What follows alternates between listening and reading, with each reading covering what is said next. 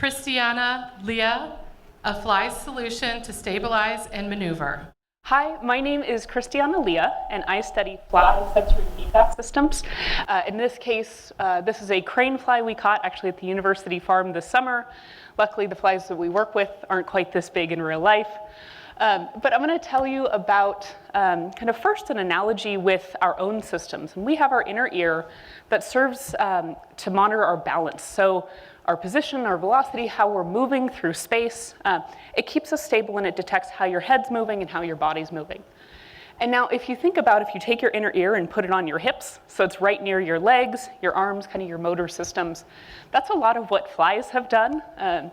So they've evolved this haltere, which is a gyroscopic organ, and all flies are united by this haltere, where they generate 100% of their wings, or 100% of their lift with their forewings.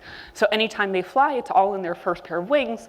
The haltere functions purely sensory, so it senses inertial forces like position, velocity, acceleration, how the fly is moving relative in space and time. And I'm going to talk to you today about two different pathways that I've worked on. The first being the haltere to the legs, and this is a new sensory motor pathway that we found. The second being the haltere up to the wings and to the head in flight.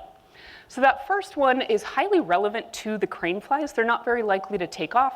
Instead, they're having to maintain a stable posture. So a leaf for us might be pretty, but for them, that's a tremendous amount of movement.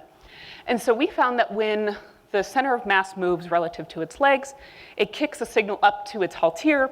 It turns the haltere on, so the haltere will start oscillating. If the body moves more, then the haltere will oscillate bigger and faster.